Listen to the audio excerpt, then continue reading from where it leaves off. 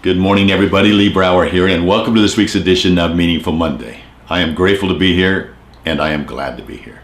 Okay, what have I got on? Little hangover from Father's Day. Best papa by par. Okay, if you got to flaunt it, right? I have a question for you, and I'd like you to think about this very carefully, and then as we talk about it, perhaps you'll have some ideas that can help us all. So I'm going to show you a word. Here's the word. Reactive. If I were to say to you, you have a reactive personality or a reactive mindset, how would that make you feel? If I said to you, rather than reactive, you have a creative mindset, how would that make you feel? Which mindset would you prefer? What's the difference between these two words? Could I say the difference is a mindset? Because when you really look at these words, count the number of letters. They each have 8 letters. How many different letters do they have? None. They're exactly the same. What's the difference? The difference is the location of the C. You see, mindsets, really when you get down to mindsets, they're how you see things. Okay? So the reactive mindset versus the creative mindset. In today's world, what are we seeing more of? Reaction to what's going on, or sitting back and being creative to what's going on? When we look at the news that's around us, is the news creating and supporting a reactive mindset, or is the news supporting a creative mindset? What do you see in our politicians? Creativity or reactivity? What about in our families?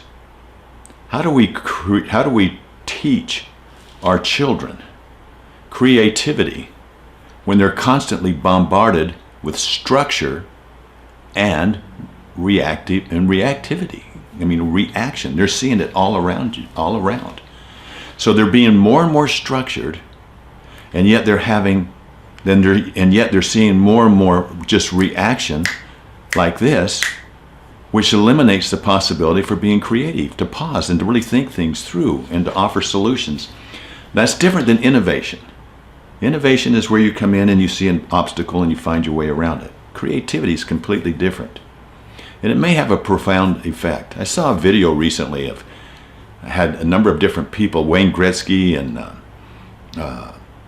different athletes. It had Sir Ken Robinson and Jerry Rice, and different successful people in different businesses, evaluating their past and how much structure that they had in their lives versus creativity. You know, when I was young, my friends would come over and say, "Hey, let's go play." And we didn't have a ball field, we didn't have a team, we didn't have coaches, we just go play. We create games. You know, we'd find a stick and we'd start hitting something, rocks or something, and divide up into teams and play. And we got more and more creative the more we did things like that. Our children don't have any time to be even bored today. They don't even know what the word boredom is. In fact, there was a study that Sir Ken Robinson talked about, where in America, inmates in maximum security have more unstructured free time than children in America today. That's a concern. We know for a fact that we can protect our children by moving so they don't dwell in that fight, flight, or freeze zone, the amygdala. We wanted to move up into that creative zone that's up here. If you've been around empowered wealth for any length of time and how we talk about being in the moment with gratitude, certainly that is a great contributor. But what can we do? What ideas do you have as leaders in this world that's full of reactivity from our politicians, our news people, our business leaders, our neighbors, everybody around us? Our kids are swimming in the sea of negativity, to free them up from this structured society that says you have to do A, B, C, D, E, and let them come back and become playful. Playfulness creates more playfulness engenders more creativity. I would like your thoughts on this.